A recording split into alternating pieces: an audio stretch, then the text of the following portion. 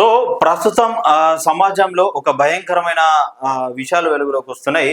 కొంతమంది ఫేక్ బాబాగాళ్ళు దేవుడి పేరు చెప్పి భక్తుల్ని మోసం చేస్తూ వాళ్ళ ప్రాణాలతో చెలగాటలాడుతారు.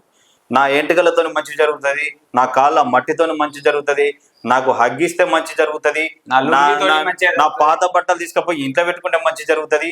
ఇగో ఇసోంటి బాబాగాళ్ళు తయారై ప్రజల ప్రాణాలతోని వారి అంటే దేవుడి పేరు చెప్పుకొని వాళ్ళు ఒక పెద్ద దుర్మార్గపు చర్యలకు పాల్పడుతూ ఉన్నారు. ఆ ఘటనలో చాలా మంది బలవుతా ఉన్నారు. సో దాని మీద ఆదాబ్ హైదరాబాద్ లోని ఒక ఆజ్కీ బాత్ మనకు కనపడతా ఉన్నది. ఒక్కసారి మనం అది చూసి దాని గురించి మాట్లాడుకునే ప్రయత్నం చేద్దాం. ఆజ్కీ బాత్ ఎటుపోతుంది ఈ సమాజం? భోలే బాబా పాదాల కింద మట్టి కోసం 120కి పైగా బలి.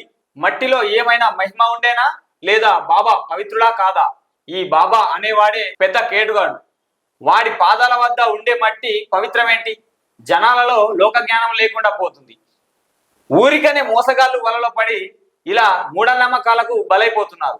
బాబాల పేరుతో దేశంలో మోసగాళ్ళ సంఖ్య పెరుగుతూ ఉంది. బోలే బాబా, కిస్సింగ్ బాబా, హగ్గింగ్ బాబా, స్నేక్ బాబా, కొరుకుడు బాబా, ఉయ్యాల బాబా, ఇలా విచిత్రమైన వేషాధరణ మారి పేర్లతో బాబాల సంఖ్య పెరుగుతుంది. రోజు రోజుకి ఇలాంటి సంఘటనలపై ప్రభుత్వాలు నిమ్మకు నీరెత్తకుండా చోద్యం చూస్తాయే తప్ప కఠినమైన చర్యలు ఉండవా అని చెప్పేసి దినేష్ జాజుల ఆదాబ్ హైదరాబాద్ లోని నిజంగా చాలా మంచి రాష్ట్రం. ఎందుకంటే ఈ ప్రజలు ఇప్పుడు ప్రస్తుతం పెరుగుతున్న టెక్నాలజీ ఎక్కడ ఉన్నది, ఈ సౌకర్యాలు ఎక్కడ ఉన్నాయి, ఇంకా మూఢనమ్మకాలు ఎక్కడ ఉన్నాయి, ఒకసారి ఆలోచించాలి. ఆయన కాళ్ళ కింద ఏం కలిపింది? ఆయన కాళ్ళ కింద ఏం కలిపింది? అండ్ కార్ల టైర్ల కింద కూడా మట్టి కోసం ఎగబడి తొక్కిసలాట జరిగి 120 మందికి పైగా పాపం మహిళలు చిన్న పిల్లలు చనిపోయారు. ప్రజలు ఏమనుకుంటారు అంటే మహిమ ఉంది, ఇంకేదో ఉంది అని.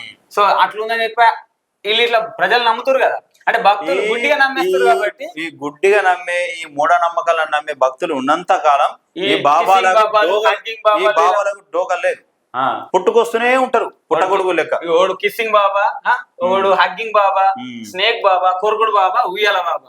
అంటే ఈ బాబా ముసుగులో కొంతమంది అనేక అంటే లైంగిక దాడులు కూడా చేసిర్రు. చాలా ఇష్టం. ఇక కిస్ చేయాలంటాడు, హగ్ చేయాలంటాడు, నాతో రాత్రి ఉండాలంటాడు, లేకపోతే ఏదో చెప్తాడు, ఏదో చేస్తాడు, అన్ని ఇట్లుంటాయి. సో ఇవన్నీ ఏమి నమ్మద్దు మీరు. ఆ బాబాలంతా ఫేకుడు బాబాలే. ఈ బాబాలు నమ్మితే మాత్రం ఒకవేళ మీరు అంతగా నమ్మాల్సి ఉంటే మీరు ఏదైతే ఆ స్థానిక గుడి ఉంటుందో ఆ గుడికి వెళ్ళి అక్కడ విగ్రహాన్ని దర్శనం చేసుకోండి. మీకు నమ్మకం ఉంటే, మీ నమ్మకం ఉంటే. అంతేగాని మీరు ఇటువంటి బాబాగాలు పుట్టుకొచ్చారు కదా, ఏదో మగం వేసారు కదా, మా బాధలు చెప్పుకుంటే పోతాయి కదా, మా సమస్యలన్నీ తీర్చుతాడు కదా, ఇక ఆర్థికంగా మనం బలంగా ఉంటాం కదా, ఇక మనకి ఏ డోకా లేదు, ఇక బాబా ఉన్నాడు కదా అని చెప్పేసి మీరు నమ్మిపోతే మాత్రం ఆడు మీ పానతోనే ఆడుకుంటాడు. ఆర్థికంగా వాళ్ళు లాభపడతాడు, మిమ్మల్ని మొత్తం ఇటే మలుపుకొని మీ. సో ఇదంతా మూఢనమ్మకాలే. కొద్దిగా ఆలోచించురి. ప్రభుత్వం కూడా ఇలాంటి వాళ్ళ మీద కఠిన చర్యలు తీసుకుంటేనే ఇంకోటి కూడా పుట్టుక రాకుండా. సో ప్రభుత్వం కూడా దీన్ని చోద్యంలా ఇవ్వకుండా కఠిన చర్యలు తీసుకోవాలి.